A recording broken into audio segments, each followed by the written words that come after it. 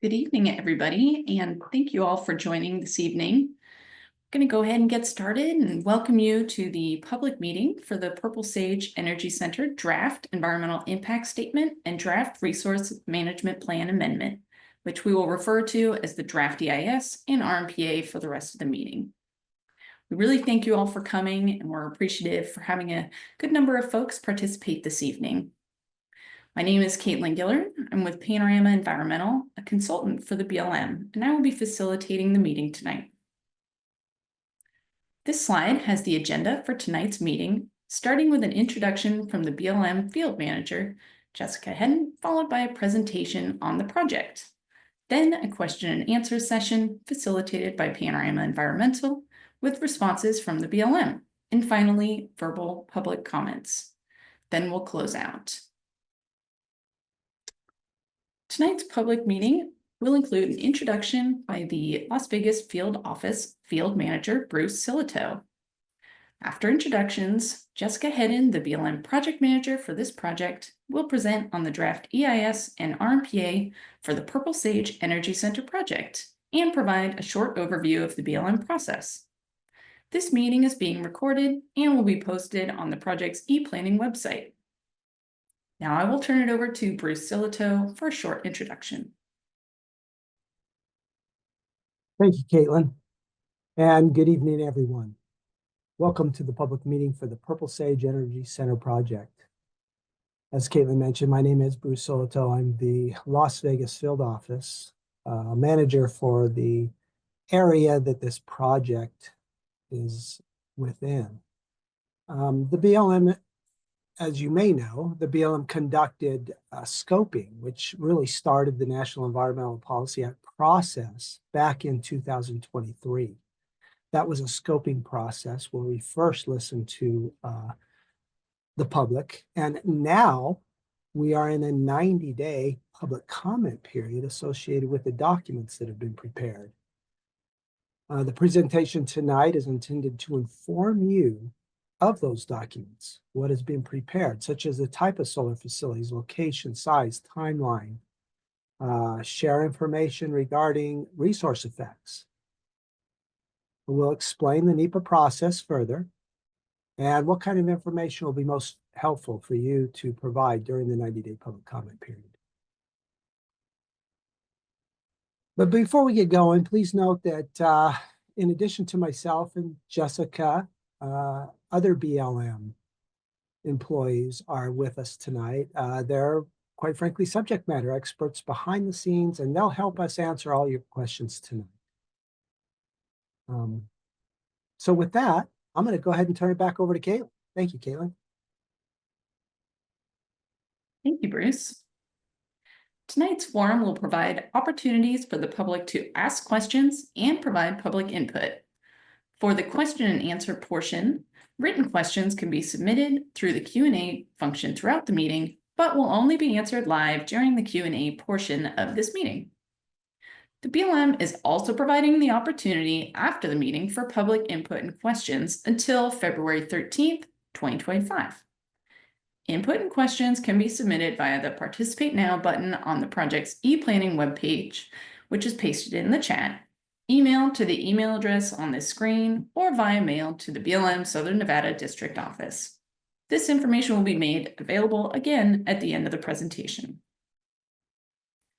Before including your address, phone number, email address, or other personal identifying information in your comment, you should be aware that your entire comment, including your personal identifying information, may be publicly available at any time. While you can ask that your personal identifying information be withheld from public review, BLM cannot guarantee that they'll be able to do so. Anonymity is not allowed for submissions from organizations or businesses and from individuals identifying themselves as representatives or officials of organizations or businesses. Now Jessica will present an overview of the Purple Sage Energy Center project draft EIS and RMPA. Thank you, Caitlin. Good evening, everyone. Tonight's meeting will provide information and an opportunity for verbal comment on the Purple Sage Energy Center project. The notice of availability for the draft EIS and RMPA was published in the Federal Register on November 15, 2024, beginning the 90-day public review and comment period, which ends February 13, 2025. The final EIS and RMPA is anticipated summer 2025, and publication of the notice of availability in the Federal Register begins the 30-day protest period and the 60-day governor's consistency review. Once completed and protests are responded, a record of decision is anticipated fall 2025. Noble Solar LLC, the applicant, submitted a right-of-way application for the Purple Sage Energy Center project for the construction, operation, maintenance, and eventual decommissioning of the proposed 400-megawatt solar photovoltaic power generating facility with interconnection to the regional transmission system and battery storage. The project is proposed on approximately 4,445 acres of BLM-administered lands within the Pahrump Valley, southeast of the town of Pahrump and 26 miles northwest of Las Vegas. This acreage includes both the project's solar site and the generation tie, or gen tie, and Tacoma Road to the Trout Canyon substation. The map on the screen shows the proposed project site in red in the middle of the map, adjacent to the Clark County, Nye County line, and south of State Route 160. The proposed 2.3-mile-long gen tie transmission line for the project, which is shown in green on the map, is adjacent to Tacoma Road before turning west into the Trout Canyon substation. Existing transmission lines and infrastructure would then be utilized to transmit electricity to the grid from the Trout Canyon substation. The updated plan of development for the proposed action is available online on the project webpage, which we will provide a link in the chat. Along with the proposed action, the BLM also analyzed alternatives to the action, specifically one action alternative and the no action alternative. Key differences between the proposed action, as described by the applicant's plan of development, and action alternative include construction methods for the security fencing, salvage and restoration requirements, and grading limitations. The no action alternative was analyzed to consider those impacts to those areas if the BLM would not issue a right-of-way grant and the project would not be constructed. Under the no action alternative, the public lands within the project area would continue to be managed consistent with the 1998 Las Vegas Resource Management Plan. We will provide additional information on the alternatives in the next few slides. The map on the screen shows the proposed project components such as the solar arrays, the solar project row,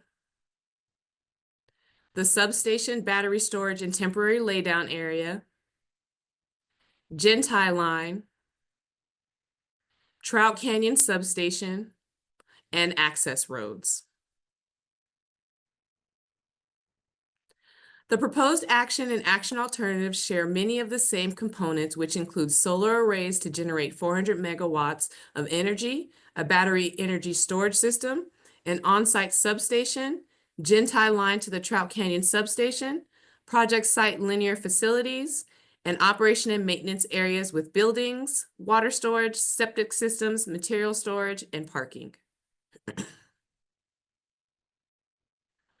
The draft EIS uses different categories of disturbance and anticipated outcomes to analyze potential impacts from the project. For the purpose of the project analysis and for consistency, specific site preparation and construction techniques are assembled to directly correlate with each disturbance level.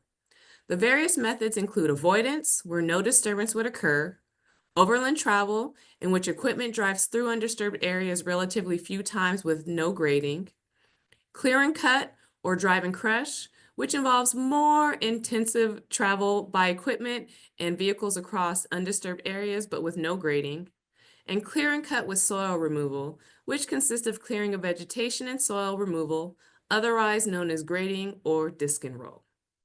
The photographs on the slide show what the various disturbance level analyzed may look like. These photographs are from other projects implemented within the BLM Southern Nevada District.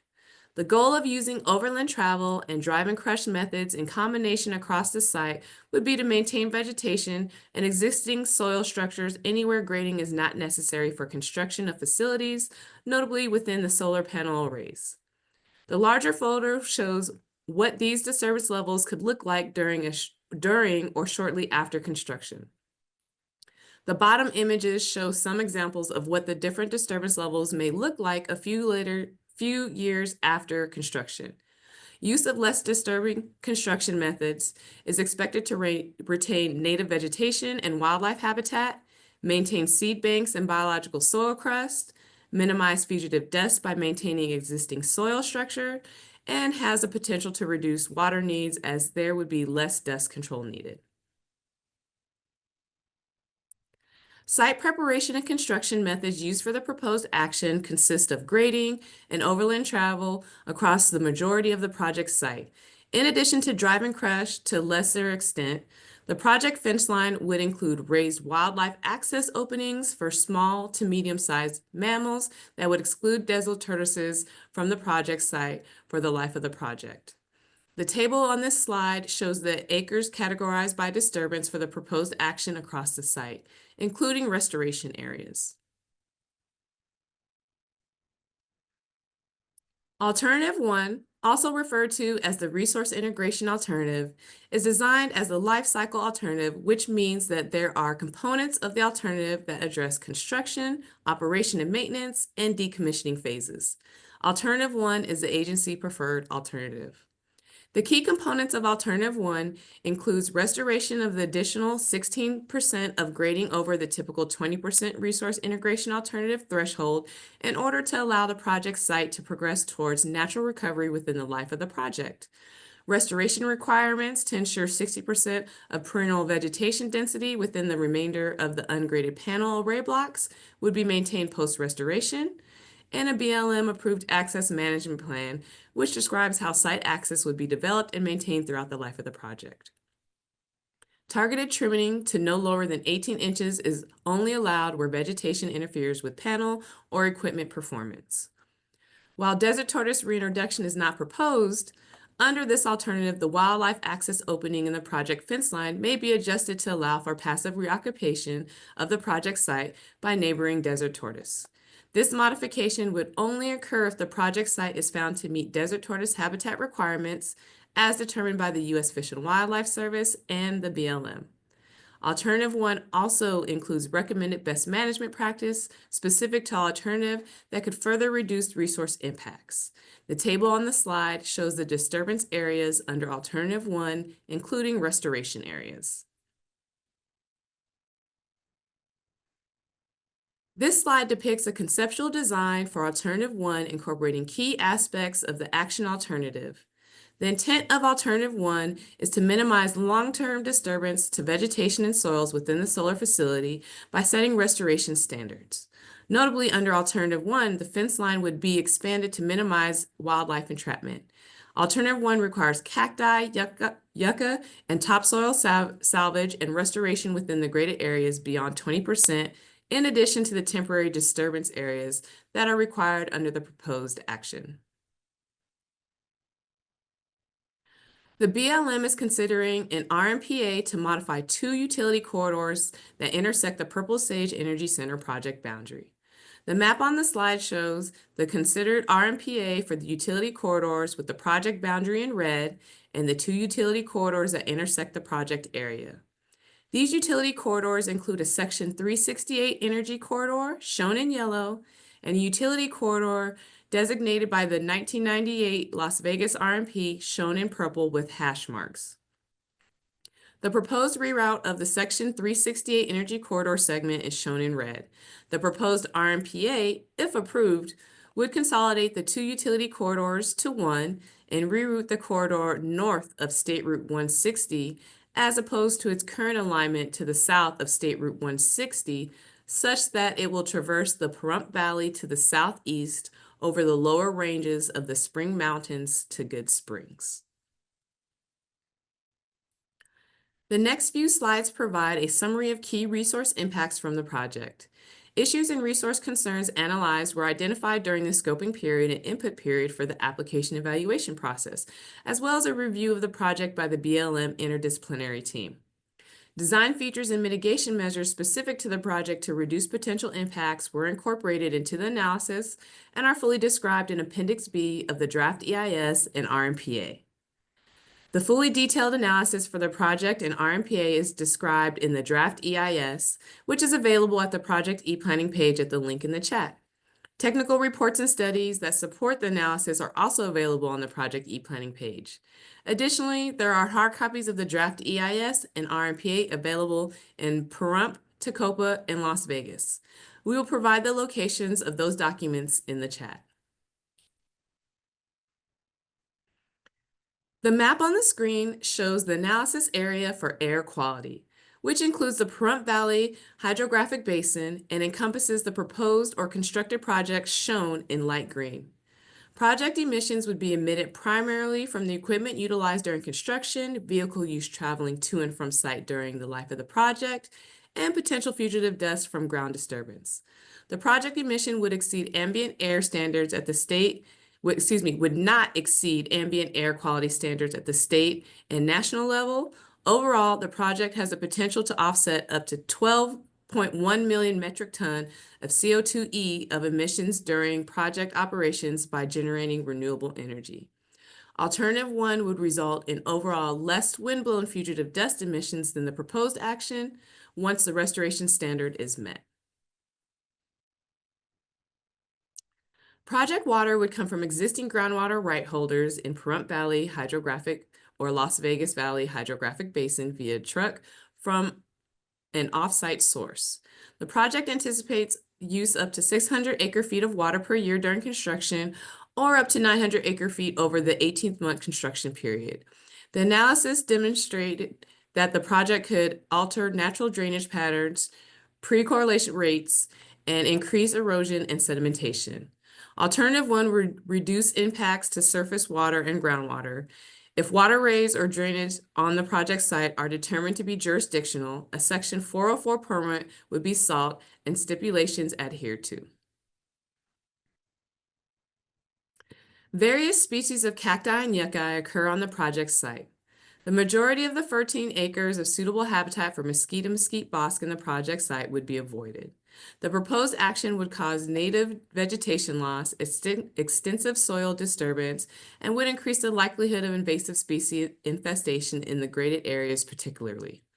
Alternative 1 would minimize long-term disturbance to vegetation and soils within the solar facility through post-construction restoration standards. The proposed action will result in the closure of approximately 2,189 acres of suitable habitat for the Mojave Desert Tortoise. The estimated number of adult Mojave Desert Tortoise within the project site was estimated to be 28 individuals. Desert Tortoise within the project site would be translocated to the Stump Springs Regional Augmentation Site prior to construction if the project is authorized.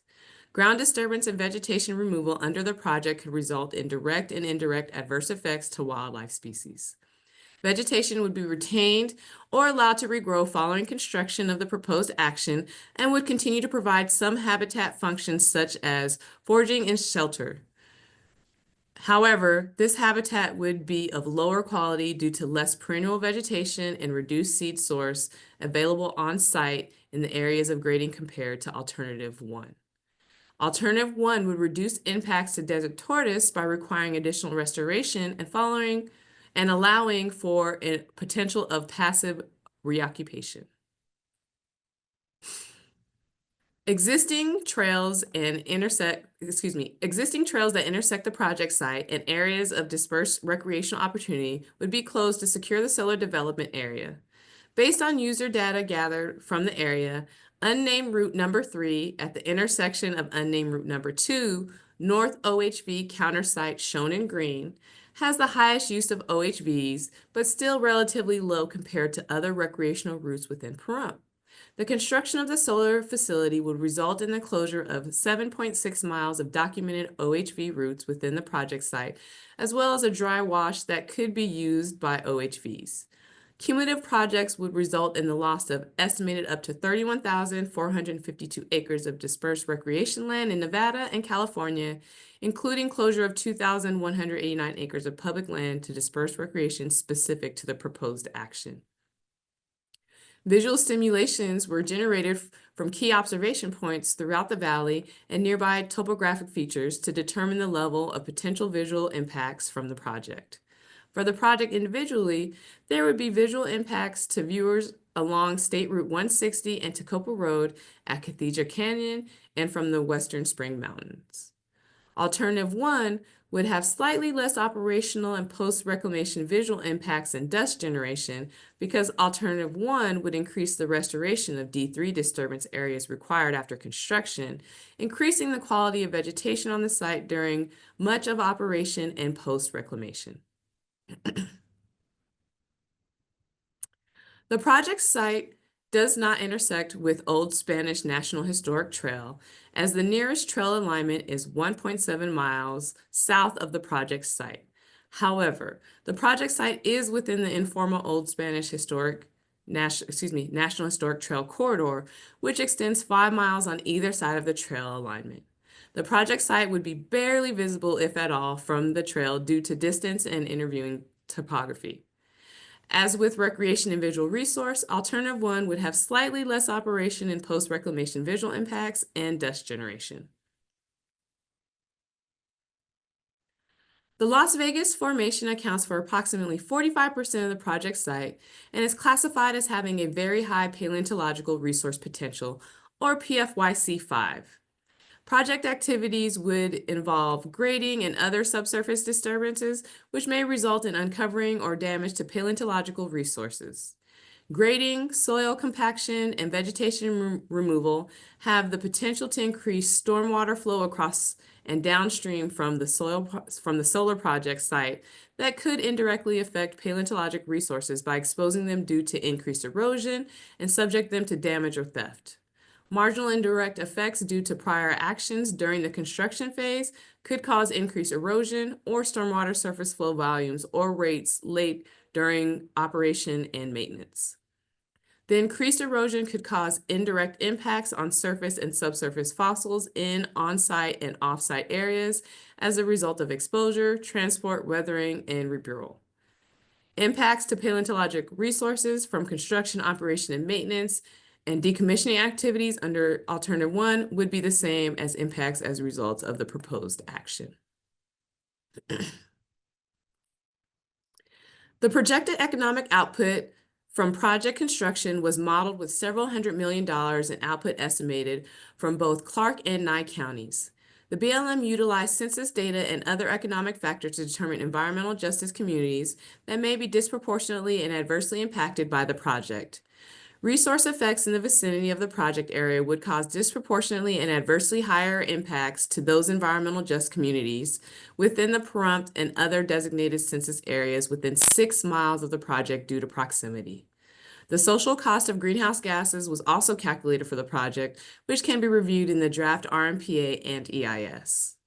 Alternative 1 would result in better habitat conditions compared to the proposed action due to increased restoration, which would reduce impacts on nearby food and resource availability for environmental justice communities, notably Native American populations, and for wildlife that community would experience living nearby to or when recreating in the area. Impacts to social economics would be the same as the proposed action. The BLM is using the NEPA process and documentation to fulfill its requirement to consider effects on historic properties under Section 106 of the National Historic Preservation Act. The BLM has found that the project would not result in adverse effects on historic properties.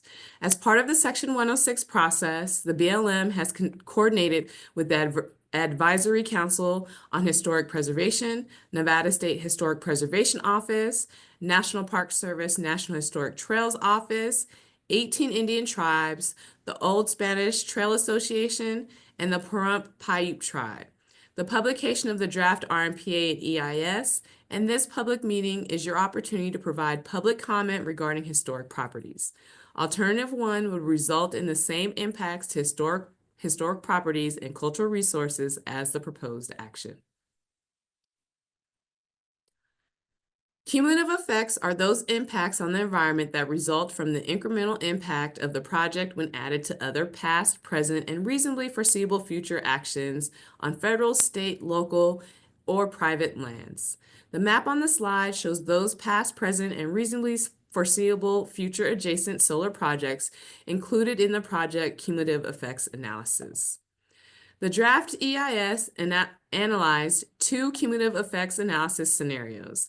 The proposed action cumulative analysis assumes all renewable energy projects located within the BLM S&DO jurisdiction would be constructed using overland travel and grading methods. For comparative purposes, an additional cumulative effects scenario was analyzed, which assumes that should alternative 1 be selected, then similar resource integration techniques and methods, such as construction equipment and access minimization, would be implemented for all foreseeable cumulative solar projects developed in the Nevada portion of the Pahrump Valley under the jurisdiction of the BLM S&DO. These scenarios were utilized for alternative analysis and do not constitute any decision on any further proposed projects. Overall, the cumulative effects of the project and other present and reasonably foreseeable projects would be adverse across many of the resources and issues analyzed.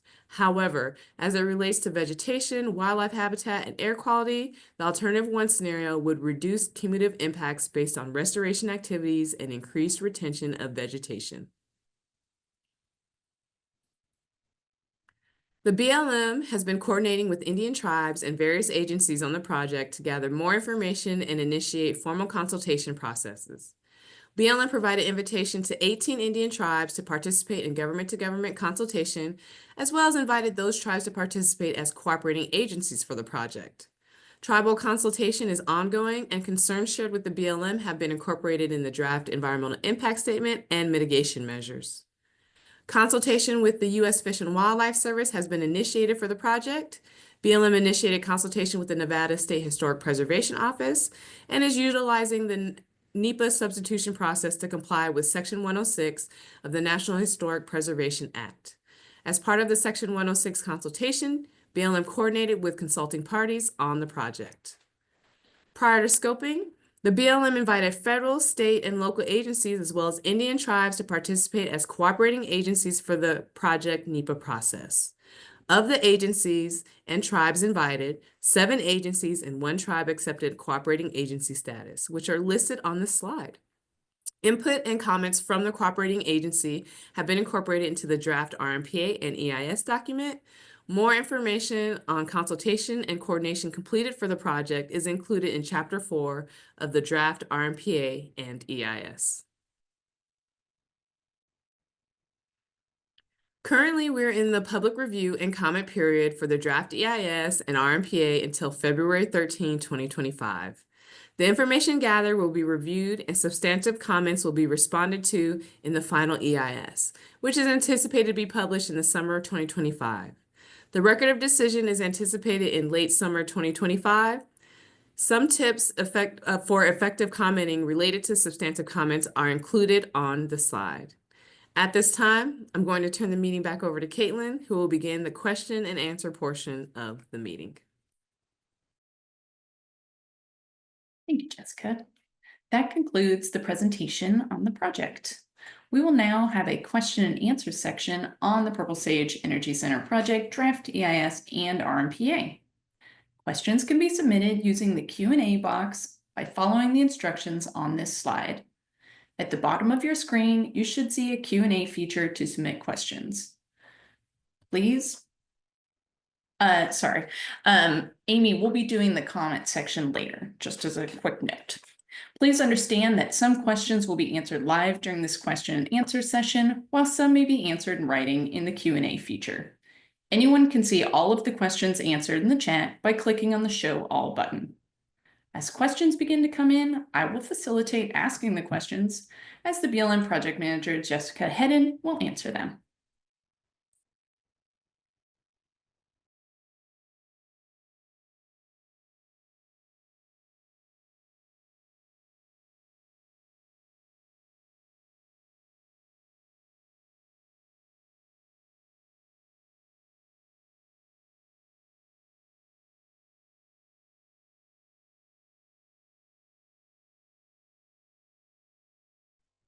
While we are waiting for the questions to be organized, I just wanted to remind everyone that the comment period is through February 13th, 2025.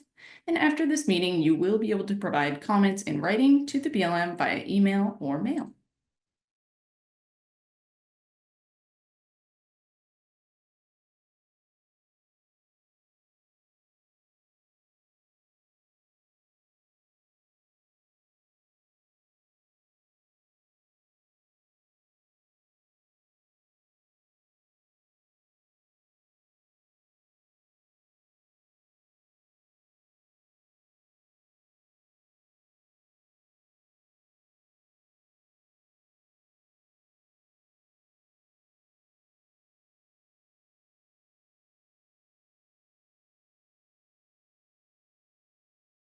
Thank you, everybody, for your patience as we continue to organize the questions.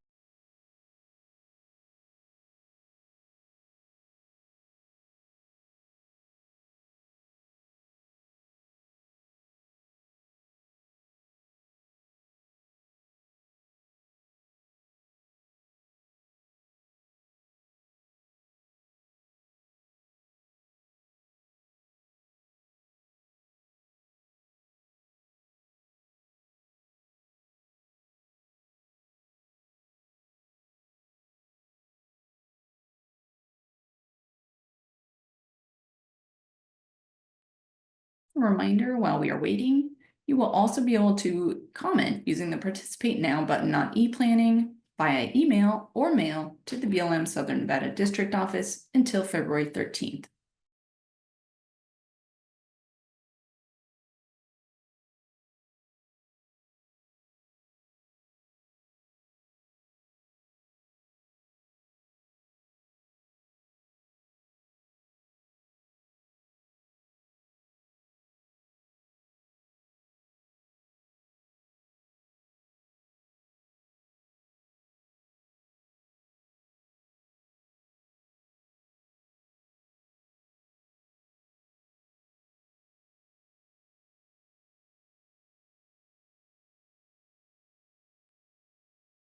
Thank you, everybody, for your patience as we continue to organize the questions.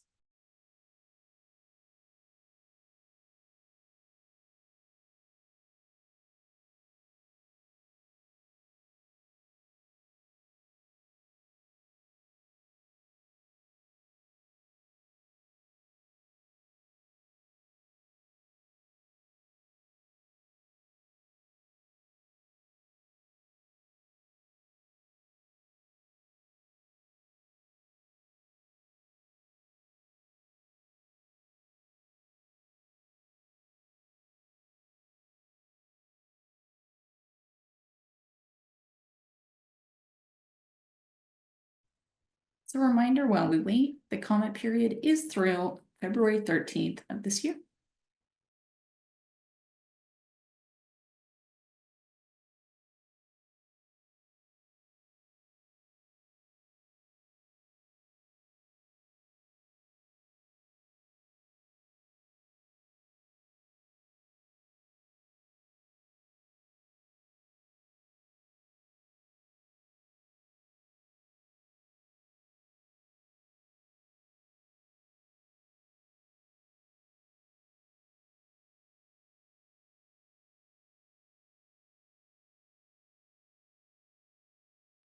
Thanks again for everybody's patience as we continue to organize the questions.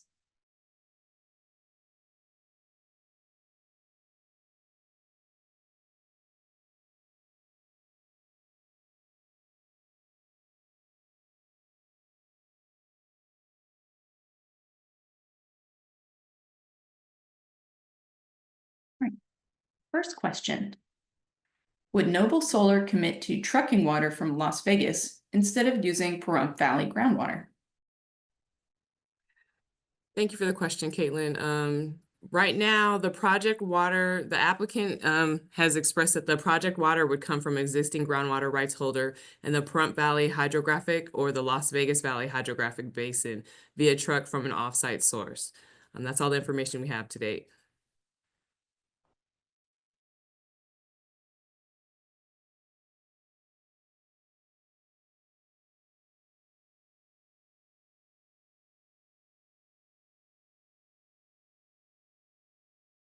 Question. What would the impacts be to the historic and culturally significant Cathedral Canyon? Thank you again. Cathedral Canyon's outside of the proposed project area, and there would be no effect.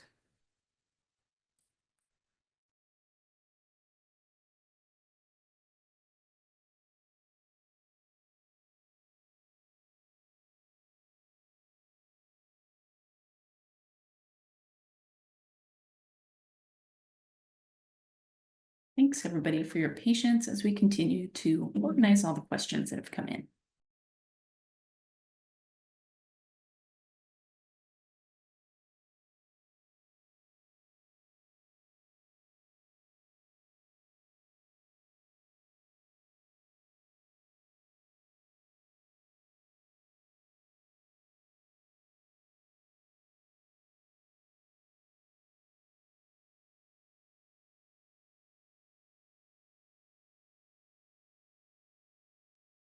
As a reminder, while we're waiting, there are other opportunities after tonight's meeting to provide comment, including via the e-planning website that's been posted a few times in the chat, via email, or via mail to Southern Nevada District Office through February 13th.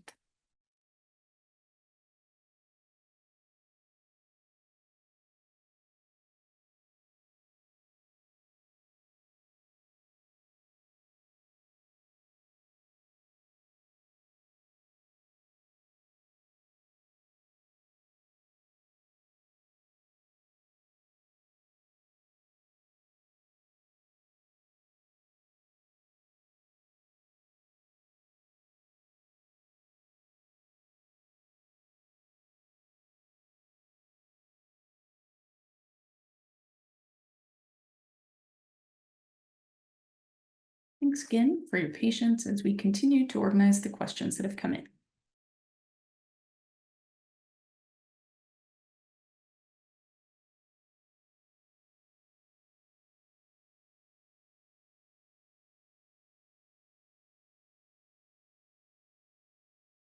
Right. How many more desert tortoises can the Stump Spring relocation area sustain? The project will follow the Stump Springs translocation plan. The plan allows tortoises to be moved into Stump Springs due to the low density of tortoise currently in Stump Springs. The total number of tortoises which can be moved is not known at this time, but densities are being monitored and an unhealthy density will not be surpassed.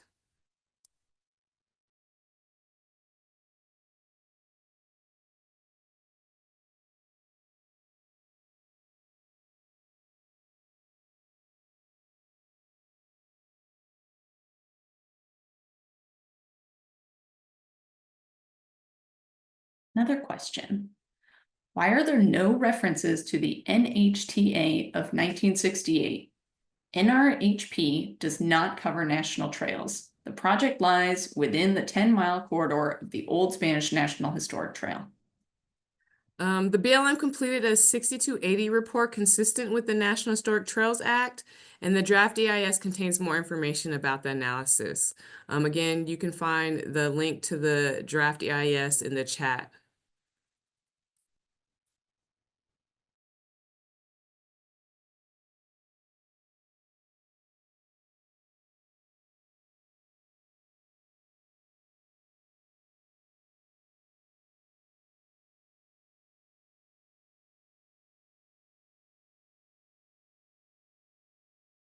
Thank you, everybody, as we continue to organize the questions.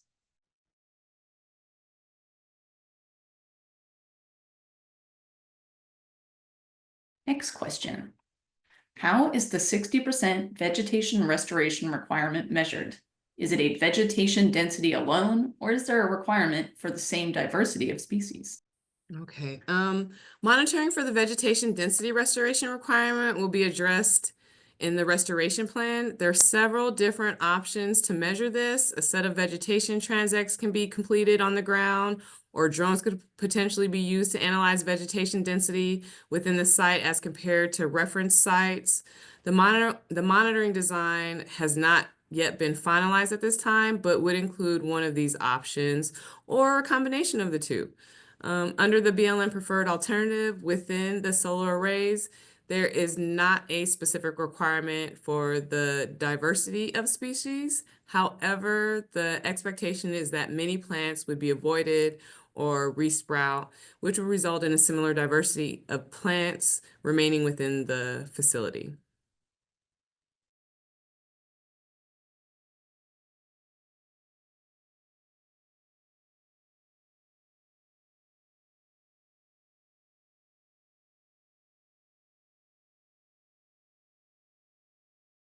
Another question. What would happen to historic grave sites on the site? BLM conducted a Class 3 archaeological inventory of the proposed project site, and no grave sites were identified during the study.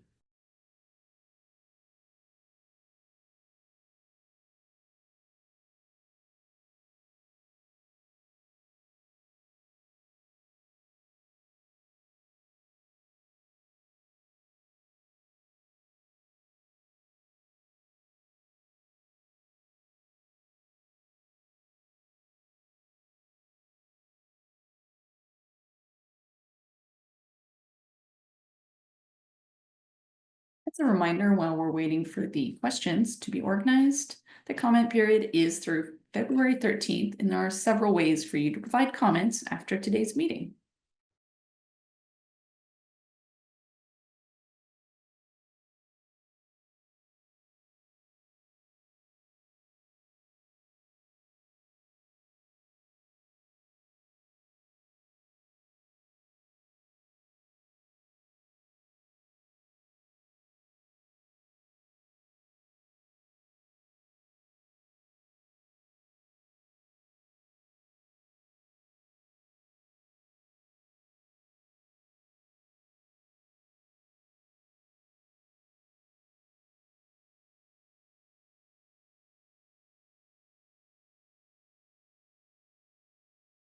Thank you again, everybody, for your patience as we continue to organize the questions.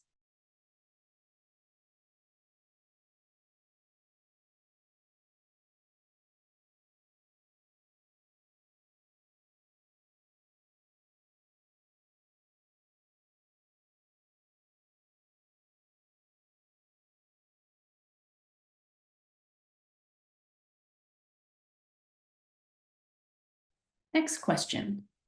What happens with all these panels when they stop working? Equipment from the Purple Sage Energy Center project, including solar panels, will be recycled and or disposed of by the project sponsor in accordance with all applicable federal, state, and local laws.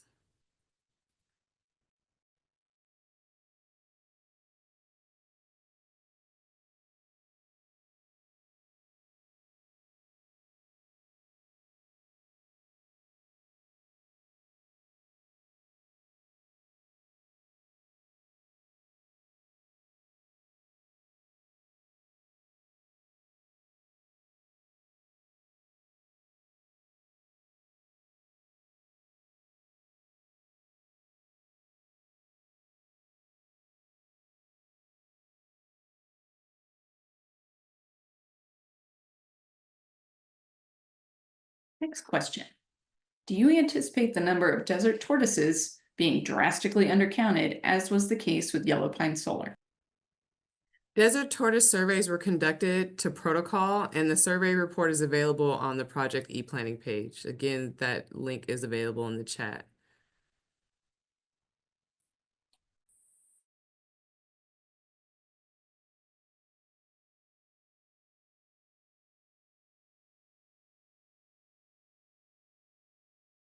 Thank you again, everybody, for your patience as we continue to organize all the questions that have come in. As a reminder, there are opportunities for you to continue to comment after tonight's meeting. You can refer to the e-planning link that has been posted in the chat for different options, including clicking the Participate Now button via mail or email.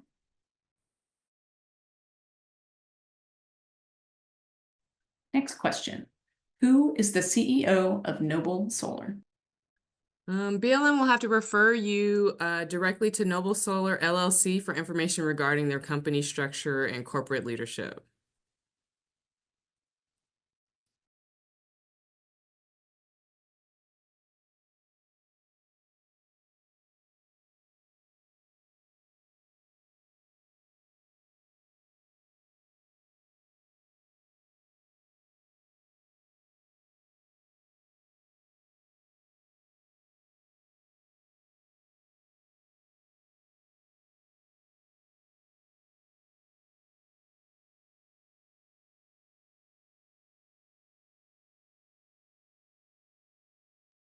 Next question.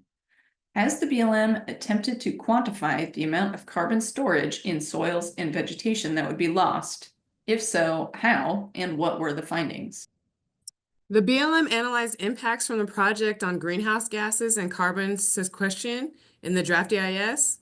The loss in carbon from construction would constitute only a small portion of the offset achieved over the life of the project, including operations and maintenance.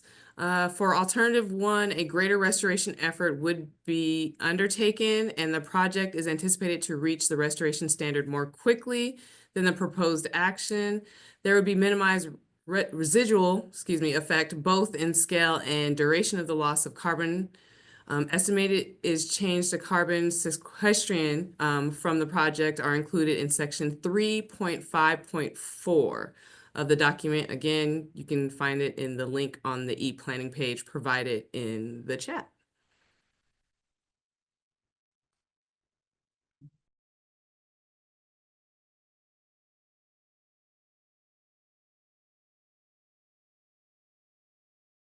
Next question. Are any of these projects owned by the same companies, organizations, or individuals? The BLM receives proposals from many different applicants for utility scale solar development on public lands. Oftentimes, these applications are from various subsidiaries of parent companies.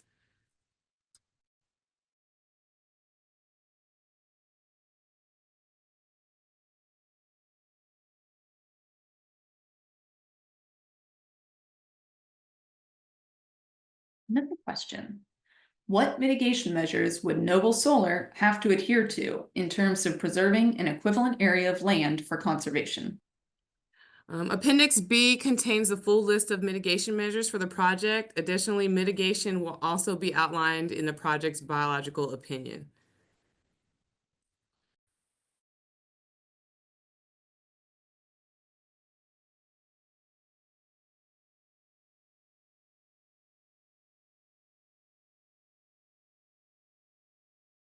Next question.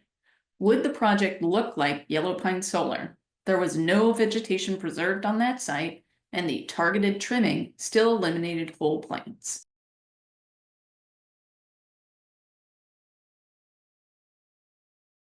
Oh, you're muted. Sorry about that. The BLM is using adaptive management to develop best management practices for retaining vegetation within the solar panel arrays. One example of this is this project will be requiring to submit an access management plan, which BLM will review and approve, which would detail how site access throughout the project would occur. The project would be required to follow the plan through construction and operation of the facility, which is anticipated to result in outcomes that are less impactful to vegetation.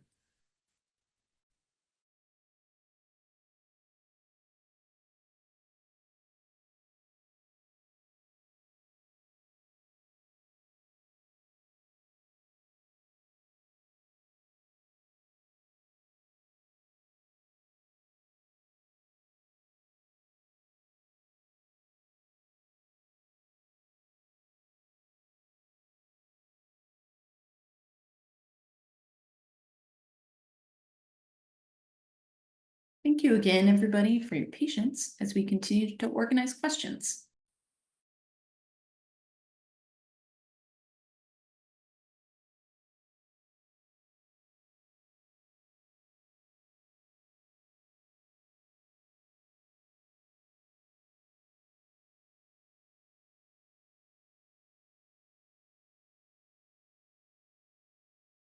Next question. When will there be an ethnographic study of the project area? When will interviews be conducted with knowledgeable people of the Old Spanish Trail as part of the 6280 analysis? Also, a map showing the 10-mile Old Spanish Trail corridor needs to be placed on the website. The 5-mile buffer depicted in the draft EIS is not the Old Spanish Trail corridor. The BLM is consulting with interested federally recognized Indian tribes regarding this project. At this time, there is no plan to conduct an ethnographic study covering this project area. BLM provided the 6280 report to the Old Spanish Trail Association for review. The report is also located on ePlanning and is available for comment as part of the draft EIS public comment period. Again, provided in the link in the chat.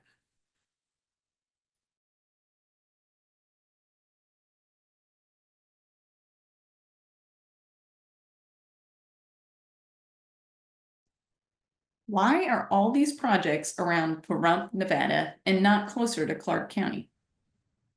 The BLM is required to respond to applications that are submitted. The applicant Noble Solar LLC identified and applied for the proposed project site.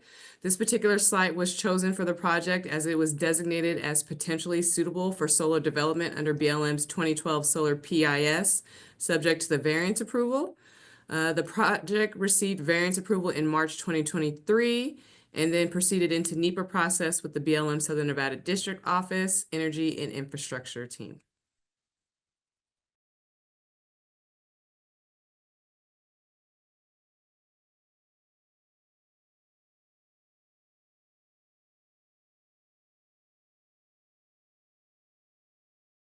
Next question.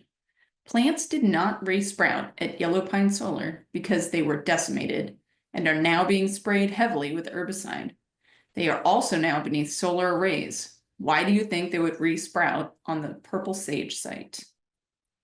There has been some vegetation recovery within the Yellow Pine site. Native plants within the Yellow Pine Solar Project are not being treated with herbicide. Herbicide is used to specifically control non-native species.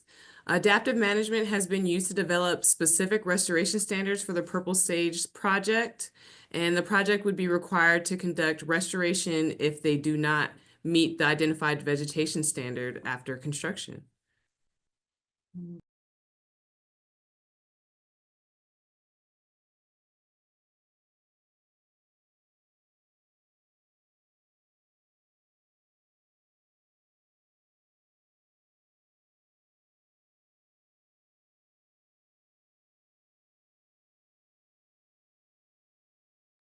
As a reminder, while we're waiting, you do have an opportunity to comment on the project, RMPA, and EIS through February 13th via the ePlanning website, mail, or email.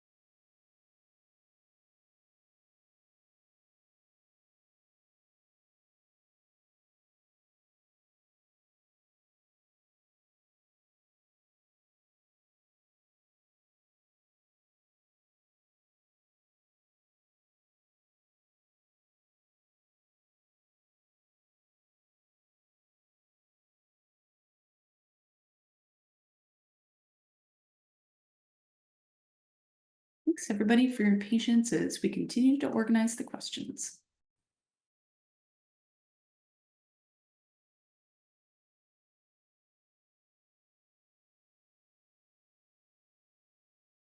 Next question. Why did the EIS come out already when it wasn't slated to be released until March 2025? Currently, we're in the public review and comment period for the draft EIS and RMPA until February 13, 2025. Again, the information gathered will be reviewed and substantive comments will be responded to in the final EIS, which is anticipated to be published in the summer of 2025.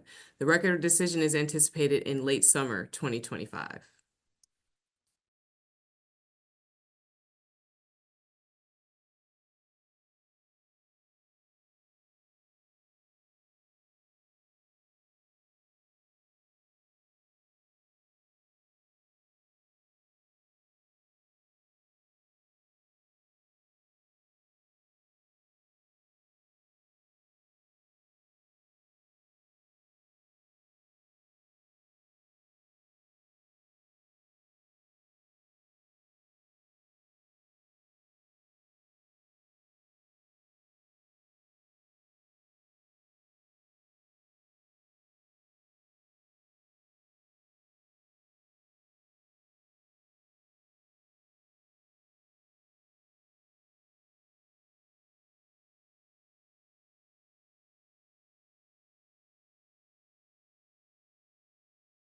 Thanks again for your patience as we continue to organize the questions.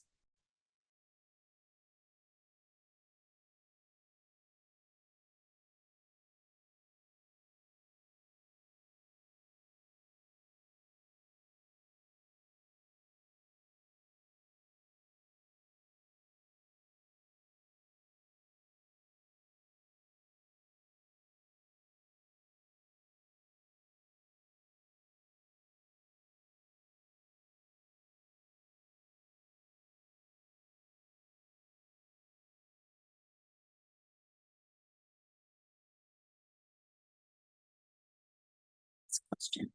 How can larger wildlife species such as deer, pronghorn, or mountain lions be able to travel between ranges they use through the area when all the projects are built? There will be a huge area blocked by fences.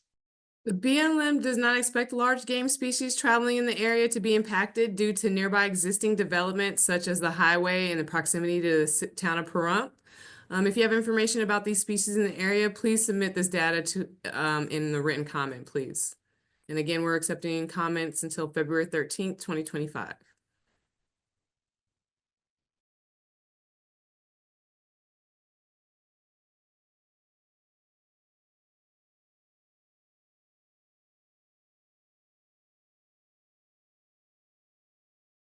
From a prior question, also a map showing the 10-mile Old Spanish Trail corridor needs to be placed on the website.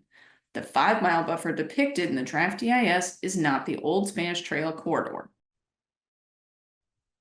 Yes, again, thank you for the comment. We encourage you to submit this information in our format comments on the draft EIS. Again, we're accepting comments until February 13th, 2025. Your comment will be considered as we develop the final EIS.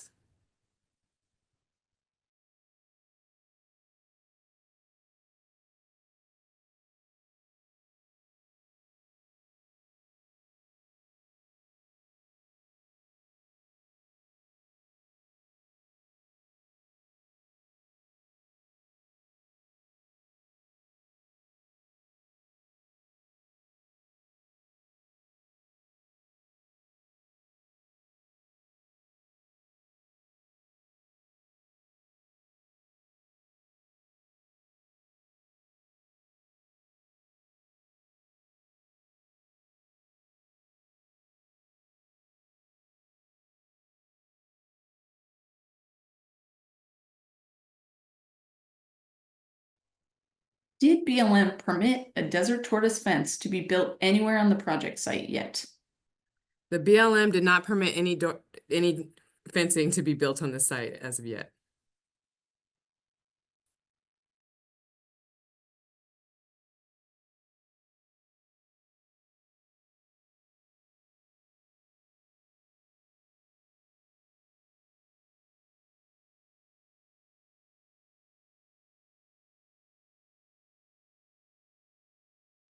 Another question.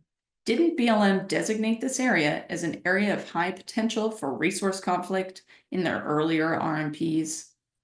The National Park Service provided input on the solar PIS to identify potential sensitive areas for the development of utility scale solar in the 6-state solar PIS study area near units of the National Park System and National Historic Trails administered by the National Park Service.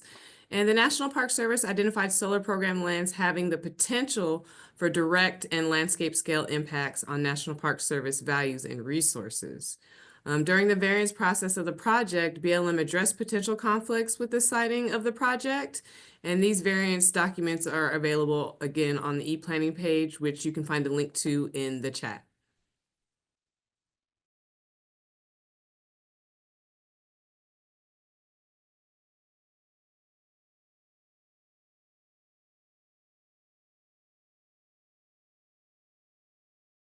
Isn't this area on the Salt Song Trail? How do the Native American tribes feel about that? The Salt Song Trail has not been raised as a specific concern for the project. However, consultation with tribes is ongoing.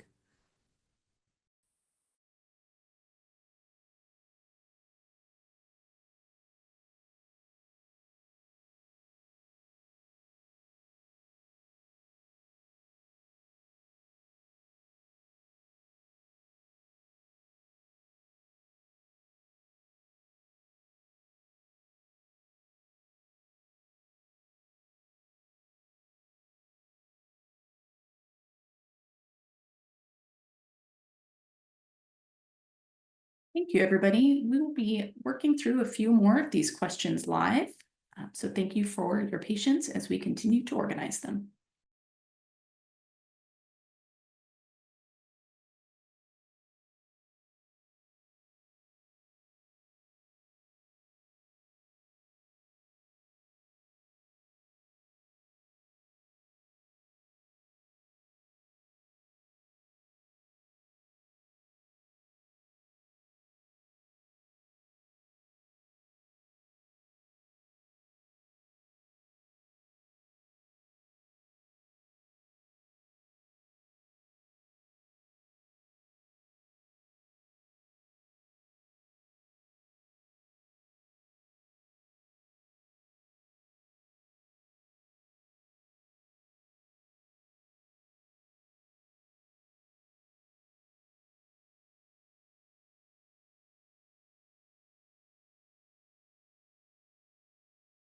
We'll be answering questions live until 7:10, and then we'll move into the public comment portion of this meeting. Thank you again for your patience as we continue to work through the questions.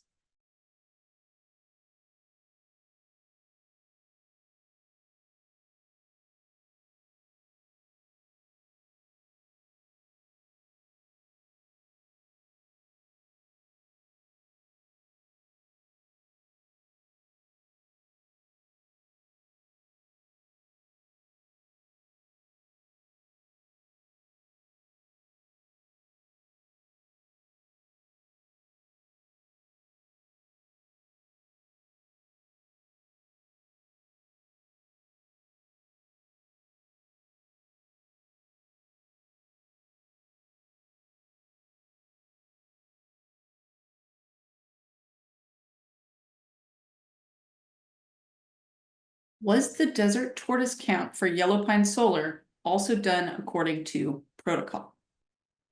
Desert tortoise surveys for proposed projects are completed to protocol with coordination from the U.S. Fish and Wildlife Service. The Desert Tortoise Surveys report for the Yellow Pine Solar Project can be found at the Yellow Pine e-planning page.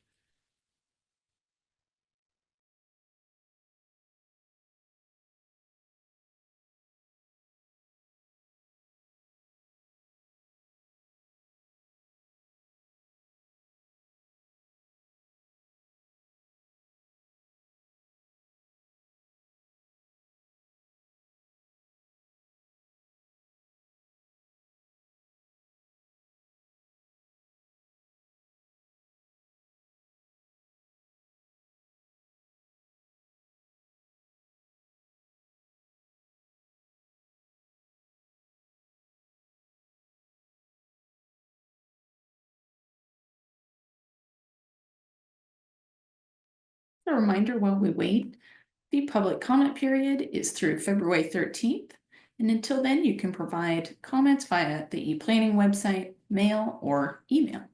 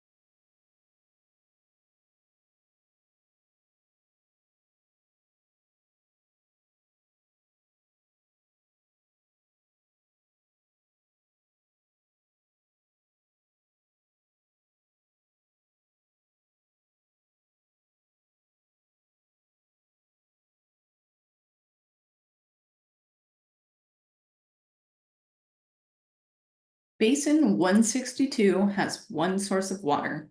Using 900 acre-feet of water a year will use more water than well owners next to the areas shown on the map.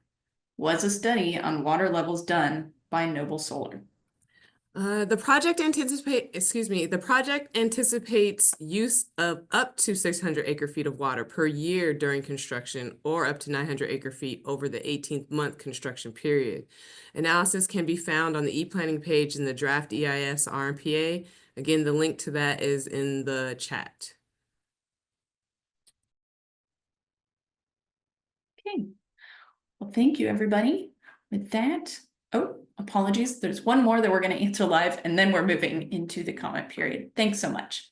The grading plan is more extensive than other projects. Is this because there is some steep topography that must be made level? Will they fill in washes for purple sage solar like they did for yellow pine?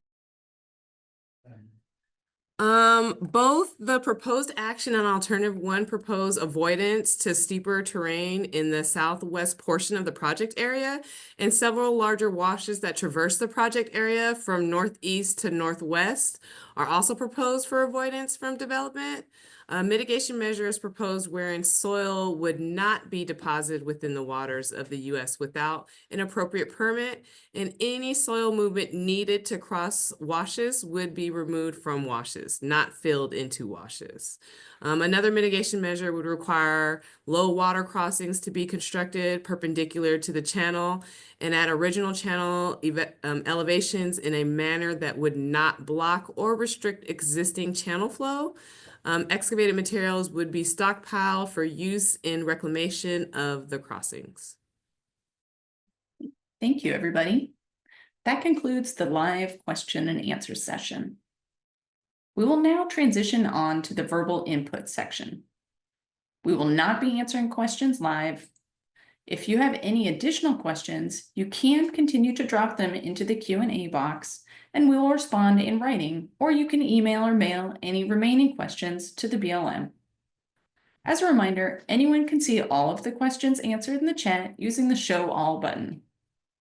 We are going to take verbal input following the order in which people pre-registered and said yes or maybe to wanting to provide public comments.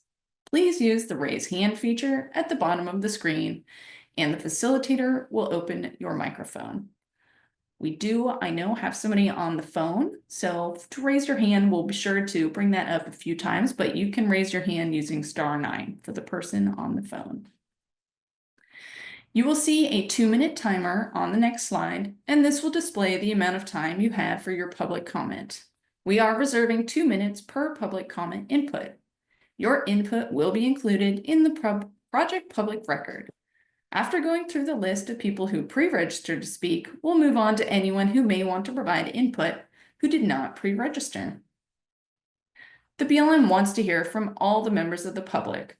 However, out of respect for everyone's participation and input, we do ask that you follow these guidelines. Please stay within your allotted time. On the slide, you will be able to see as time is running out. We ask that you watch this timer and be cognizant of the time allotted to please wrap up your comment.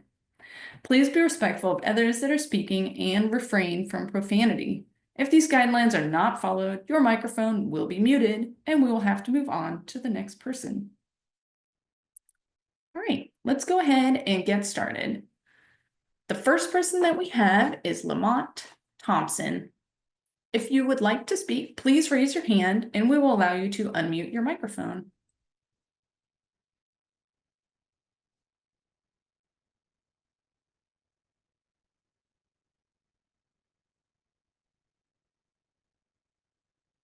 Okay, we will move on to Ron Escobar. If you are here and would like to provide a public comment, please raise your hand and we will allow you to unmute.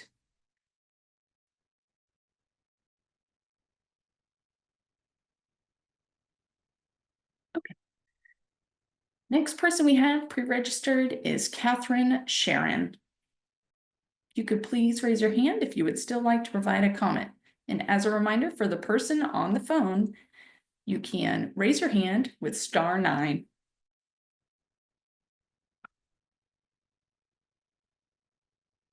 Right. The next person that we have pre-registered is Amy Nelson. I do see your hand raised. So, second, I'm going to do unmute. All right, you should be able now to unmute yourself and begin your public. Unmuted. Can you hear me? Yes, yep. Okay. Well, everything looks good on paper, and all the answers are professional and, pro Purple Sage.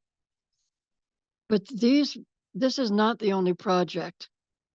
Nobel Solar has been in Florida County Commissioner meetings, and they've heard the citizens express their disdain for these projects that are piling up all around us. There's over 10 projects surrounding the south end of Pahrump. This is a lifestyle they're affecting. It's not just about they're destroying the Mojave Desert. It's a lifestyle. And everybody's going to be affected by this in an emotional way or a health way for allergies or breathing problems from all the dust. They say they maintain the dust, but they don't. When it gets windy and they don't have enough water out there, the dust you can't even see on the highway if it comes across the highway. It's just blinding. These projects are making a huge impact on the areas where they're being built. The water issue in Basin 162 is major. We get 20,000 acre feet of water a year replenishment. And they're going to use 900 for one project, 900 acre feet of water in a year for one project. And all the other ones have to use water too. This has not even been an issue. And BLM, I think, is responsible for not looking into how much water collectively is going to be used by all of these projects and how much of a problem it's going to be for Pahrump. It's going to be a ghost town. And all of these panels, everybody says they're going to get rid of them. But if you look into the studies and where these projects have been, when these panels Thank you, Amy. are gone. Unfortunately, it's been 2 minutes, but thank you so much. Okay, thank you. Thanks. Next person we have is Rachel Pintorelli. If you are here, please go ahead and raise your hand and we'll allow you to unmute. And if you're the person on the phone, you can raise your hand with *9.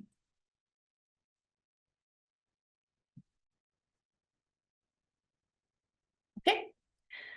The next person is Kevin Emmerich. Looks like to unmute and mute, by the way, you'll use *6.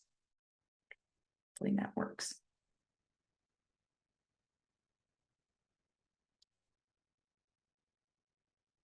Oh, great. Okay, I see you, Kevin.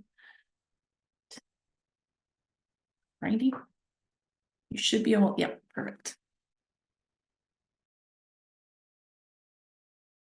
We can't hear you, but it looks like you are unmuted, Kevin.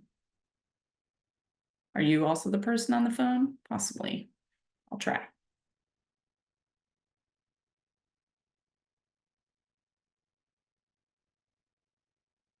Kevin, if that's you, yeah, on the phone, can you talk? Well, my name's Karen. Oh, So okay, I can't hear Kevin. Let's get to you, Karen, later. I wasn't sure if Kevin had also phoned in, so let's make sure Kevin gets his opportunity, but we'll come to you a little later. Sorry. thank you.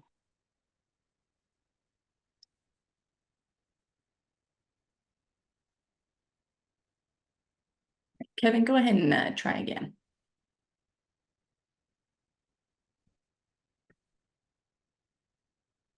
Fortunately, we are not hearing you yet. Sometimes if you leave and then re-enter, that sometimes fixes it. So if you want to do that, we can come back to you.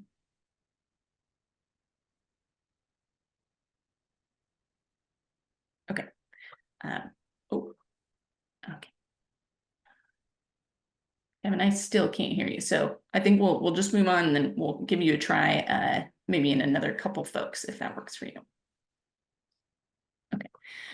Richard Fries, if you are here and would like to speak, please go ahead and raise your hand.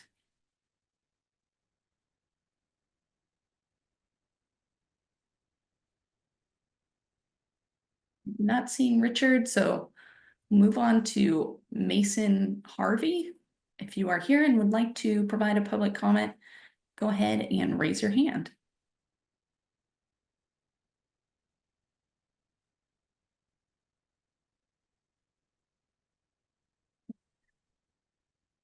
Mason Harvey, just in case, I'll give you one more opportunity. If you do want to provide a comment still, you can go ahead and raise your hand and I'll allow you to unmute.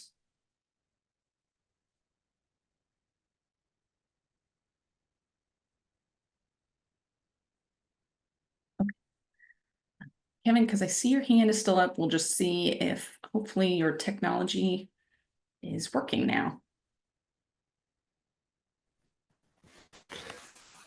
Can you hear me now? Yes, we can. Yep. Oh joy. This is Kevin Emmerich. My organization is Basin and Range Watch. I was at the live meeting the other night. I want to follow up with a couple things. The grading plan you have is more extensive than some of the average solar projects. And due to that, you're going to need to use herbicides. The company would have to do that.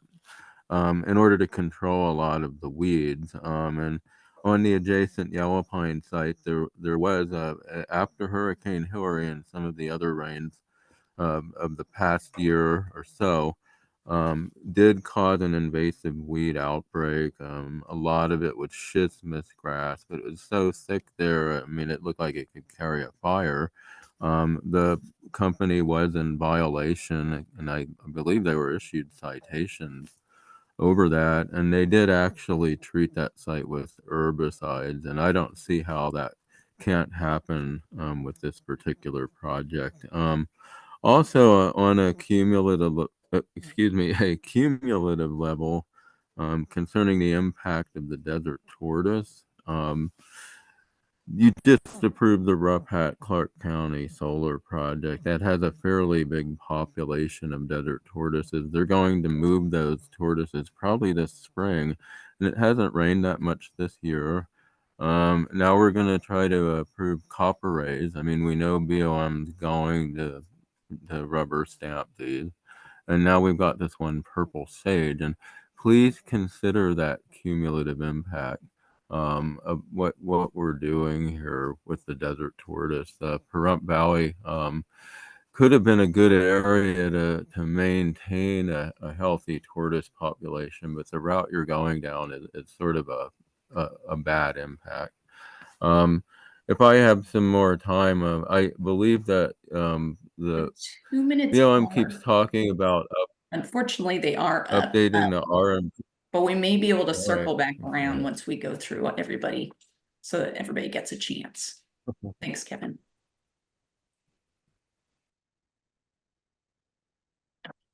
Next person is Karen Waldman, who I think may be the person who is on the phone. If so, you can raise your hand with *9 if you are ready to talk. And then to unmute, *6.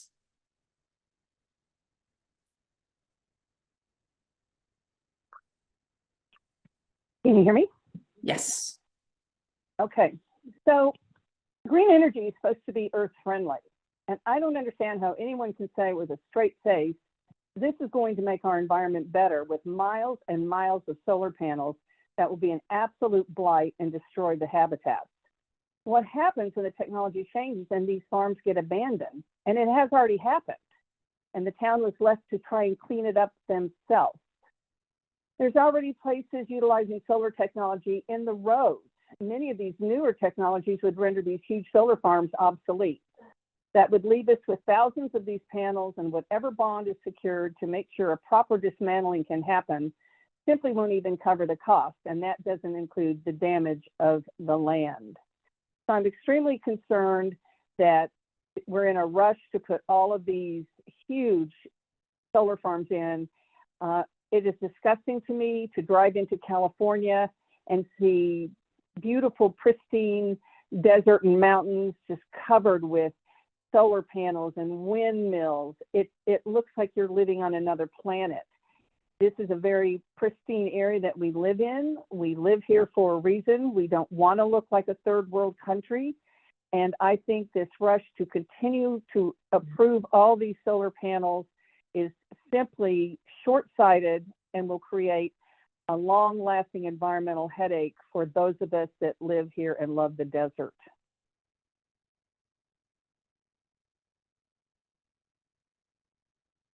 Thank you, Karen. You're welcome. All right, the next person that we have pre-registered is Shannon Salter. If you would like to provide a comment, please go ahead. Here we are. Okay. You should be able to unmute. Hi. Yeah, so just a couple of things. I've spent quite a bit of time on this Purple Sage solar site. And as some people know, I spent 9 months camping right across the street there. And so I did a lot of hiking all over, and I really got a sense of the landscape. And I documented yucca on that site that are 12 feet high and potentially taller, so indicating that they're extremely old growth, hundreds of years old. And there's a lot of yucca like that, and there's a lot of just really dense old growth, um, yucca and creosote and all variety of cactus that you just don't see in that kind of pristine condition in many places. And so given that, and given that the way carbon sequestration works is that proteins form around the root systems and in the soils over hundreds and even thousands of years. I don't think that the EIS, the draft EIS, has really adequately considered or tried to profile the carbon sequestration that's being lost on this site, given the density of an old growth nature of the vegetation and given the intact nature of the desert pavement. I also am really concerned about the desert tortoise. On my Mojave Green website, I've got a lot of photos of the giant yuccas, but I also have videos on YouTube that you can see on the Mojave Green website of 2 desert tortoises in one day that I observed in April of this past year on the Purple Sage solar site, just outside the Yellow Pine solar fence. And so they're active. I think there's probably a lot more than 28 of them. And given that the Yellow Pine solar count was so drastically low, I imagine that this is as well. Thank you, Shannon. All right, move on to our next list of pre-registered commenters. William Helmer, if you would like to provide a comment, you should be able to unmute now. Yes. I am a member of the Old Spanish Trail Association. I'm not speaking on behalf of the association, but I am a member. And I did submit comments regarding the BLM 6280 analysis, saying that they needed to do interviews of people knowledgeable of the trail. So that was in a draft. And so that's why I was wondering why that was not acknowledged, because that 6280 analysis didn't interview anybody in Pahrump, anybody that had knowledge of the trail, anybody that really knew that area. And that's why it's really faulty. The visual analysis is inadequate, and the going with the comprehensive administrative strategy concept of the Old Spanish Trail corridor, 10 miles, 5 miles on each side, that is given lip service in the 6280 analysis, but then ignored. And you need to have a proper map, because if a map of that corridor is shown, you could see that almost the entire project is within the Old Spanish Trail corridor. And that is a corridor that shows the historic relationships of the Old Spanish Trail. So it's not just like a 2-lane highway. People went off the trail to other springs. There's no water at Stump Springs. They went to other places. That's why the whole corridor has to be analyzed visually and historically, and in conjunction with an ethnographic study to really get to know what was going on in that area from the people who lived there. Thank you, William. Next person we have pre-registered is Karen Byers. If you are here and would like to provide comment, please go ahead and raise your hand. Okay. Next up is Heather Gang. If you are ready to provide public comment, you should be able to unmute. Hi, can you hear me? Yes. Okay, I don't understand why you would want to tear up pristine, undisturbed desert habitat like this. It's got beautiful desert pavement soils, which are 100,000 years old and, really quite rare in the overall percentage of land that's covered by desert pavements. It's got old growth desert vegetation, like Shannon said. There are fossils there um, that have been found. And it's not necessary because there are almost 2 million acres of previously disturbed land in Nevada that have proximity to transmission lines. And only 48,000 acres are projected to be needed for solar development. So I just don't understand why you don't use the disturbed land first. Um, and and a couple other things I've been thinking about is that the downgrading of the visual resource class is inherently a flawed process because you're admitting that you're doing it for the reason of permitting these projects. So how can that possibly be an objective analysis of our visual resource? And I disagree with moving the power corridor because that will make it more, the power lines more visible up against the backdrop of our beautiful spring mountains.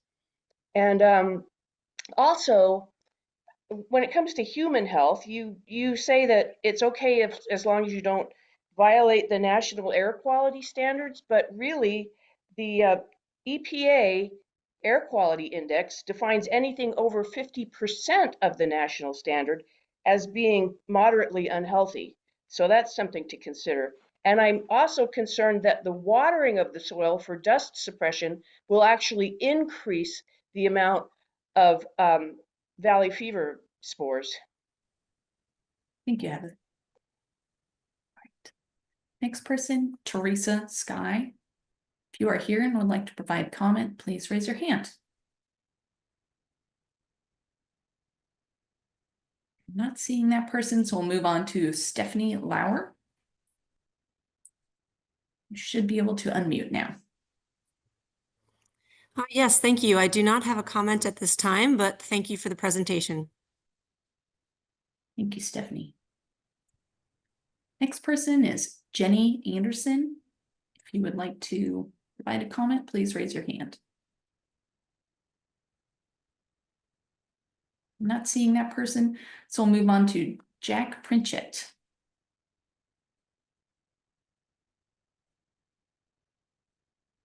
I'm not seeing that person either. How about Stephen Heath? If you are here and would like to raise your hand to comment.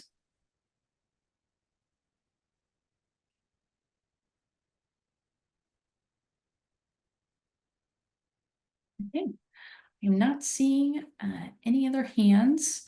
So I think at this time we will go ahead and allow folks another opportunity to comment. Just one more here. All right, Shannon, I see your hand is raised. Yeah, I also wanted to comment about the Cathedral Canyon. I had asked a question about what the impacts would be to Cathedral Canyon, and it was answered that Cathedral Canyon is outside the solar zone, so it would not be impacted. And this is just an absurdity. The solar project would utilize, I think it would actually utilize Cathedral Canyon Road as one of the access roads, but at the very least, Cathedral Canyon Road borders it. And even though so it would be the nature of that historic and culturally significant place that goes back to when Roland Wiley created it in like the 1950s. This place that's been enjoyed by so many people and continues to be enjoyed by people, recreationalists, people coming to explore the area, would be just completely destroyed. The atmosphere of it, you would no longer be surrounded by open desert. You would be surrounded by the solar facility, and it would literally come right up to it. So I think that's really problematic. There's a historic gravesite there at Cathedral Canyon, the grave of Kehoe, a Native American man that Roland Wiley brought the remains of there in like the 1990s. There's a big rich history going back with that. So I mean, I think to say that impacts to that would be non-existent is just kind of an absurdity. And also, thinking about the restoration of vegetation on the site after it's been completely decimated. I don't think that's happening at Yellow Pine Solar. I think that's wrong to say that. I can see what it looks like there, and we have drone footage of what it looks like, and the place was just completely torn out. So that mowing technique or that target trimming technique isn't effective. It still removes all the vegetation. And I think that would be a tragedy and an enormous loss of carbon storage and wilderness. Thank you so much, Shannon. You're welcome so much. So those who already did speak, I just do want to warn you that we will only allow a second time to provide a comment. But if you did not pre-register and already speak, please feel free to raise your hand at any time. All right, Heather Gang, you should be able to unmute. Yeah, just to kind of build on what Shannon was saying about the desert pavement at the Yellow Pine site, even in your own slide there in the presentation, the D1 level disturbance looked to me like the desert pavement was torn up. That is not going to recover. And I don't know how you think you can stockpile topsoil and put it back down and have it be the same when you're talking about a desert pavement. That's not going to happen. And yeah, and to comment further on the religious significance of the entire area, there's also a big Christian mission out there, the St. Therese mission, and it'll totally change the character of that area too, and the little community of Charleston View. And right across the state line in California, there's a lot of land that looks the same as this land or very similar, which is wilderness. So, it's obviously got a lot of wilderness qualities. And it was only 10 years ago that the Hidden Hills solar plant proposition was withdrawn on the basis of concerns to the effects of wildlife, groundwater, cultural, and historical resources. It was rejected by the California Energy Commission. That was 10 years ago. How soon do we forget? Do we not have the same problems here? I would think that look at your own EIS. Every chapter in there ends with a section called irreversible, irretrievable, and residual impacts. So that's my big objection. This is irreversible and irretrievable destruction. And that's all. Thank you. Thanks, Heather. Right. Anybody else would like to comment that hasn't commented or for a second comment round? All right, Kevin Emmerich. All right, you should be able to unmute.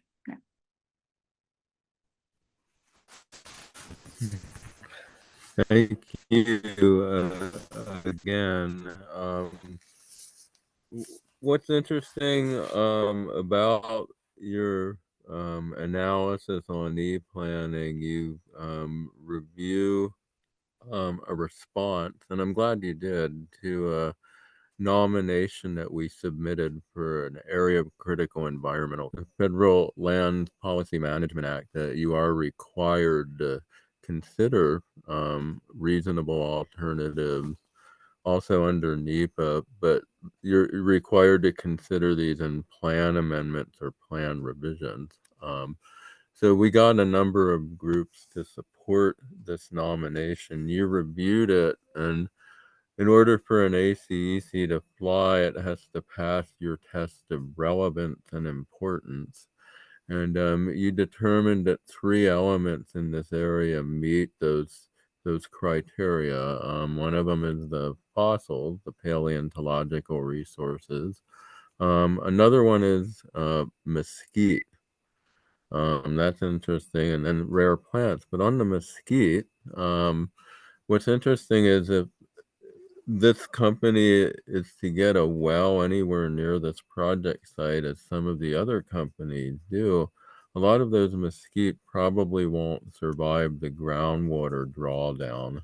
And I think this project at one point said they needed 1,000 acre feet, and maybe it's down to 600. Either way, there's significant numbers. And the point I'm trying to make here is unfortunately, we grandfathered this project into this new Western Solar plan, but we still haven't revised the resource plan and which way we could use that to better manage things like the old Spanish National Historic Trail landscape, but as well as consider how these cumulative impacts are going to damage resources that you have identified as Thank you, Ken. very And significant. we are at the end of the 2 minutes. Thanks. Okay. Right, William Helmer, I see your hand is raised and you should be able to unmute. Yes, just to add what I had said before, just more generally, is that I think the NEPA process, this EIS process, really its huge significance is listening to people, listening to the public. That's why it was made, and really to emphasize what people are saying, protections like that are not just given lip service, like National Historic Trails, like Native American concerns, like what the people of Pahrump who want to live in a beautiful place. Those are, and that's environmental justice, because they're not moving, and yet all the power is going elsewhere. So it's being disproportionately adversely affected. So it is a huge problem when NEPA is not used to favor what people would like to see who live there, who people who know that area and just want to live there, and not favor just complete industrialization of the rural landscape. And that's what's going on. Pahrump Valley is a sacrifice zone. And what the NEPA process is for is to prevent these sacrifice zones of back-to-back solar, so that people didn't expect this when they moved there or were from there. So that's what I'd like to see, is see the desert tortoise, the people who live there, the values of the land be prioritized rather than just industrial development. Thank you, William. I see Karen on the phone. You should be able to unmute using *6.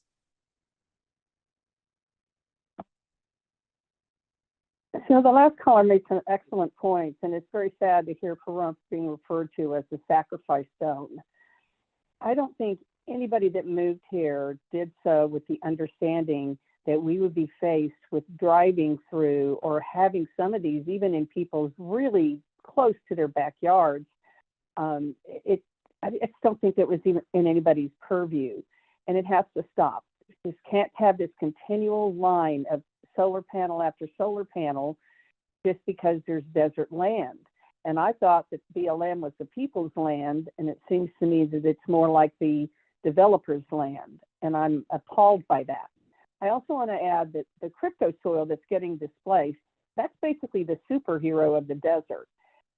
the tiny organisms that make up that cryptosoil is what continues to keep our desert plants alive and well. And the plants, of course, also support all of the animals and critters that live out in the desert. And when you disturb that soil, this is not like taking a chunk of grass and replacing it, or digging an irrigation line so you can put watering in and then you just cover it back up with dirt. This takes years and years and years to be created, and the displacement of it in such a vast area is unconscionable. We might not look at it as anything but dirt, but it is so much more to that environment. And I would think that you'd want to be much better stewards of the land by not disturbing that soil. Thank you. Thank you. All right, for those who have already spoken twice, I do want to remind you that there are other options for commenting afterward via e-planning or mail or email. But anybody else want to provide a 2-minute public comment here tonight? Please go ahead and raise your hand if so.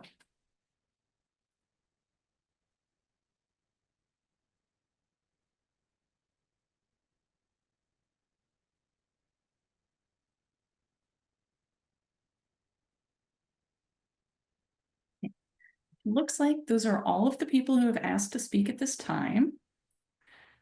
As one more reminder, the public comment period is open until February 13th of this year. And like I just said, you can comment via email, sending in a hard copy comment, or using the Participate Now button on the BLM website. We will be here until 8 p.m. But at this time, we are going to move to Bruce, who will do a brief closeout. Thank you, Caitlin. Thank you, everybody, for your time this evening. This meeting was very insightful. Please know that your comments will be placed into the public record, and they will be addressed. And as you can see on the screen here, the various ways in which you can continue to provide your comments. And it is very important for you to provide your comments, and it's very much appreciated. So with that, thank you again, and enjoy the rest of your. Good night.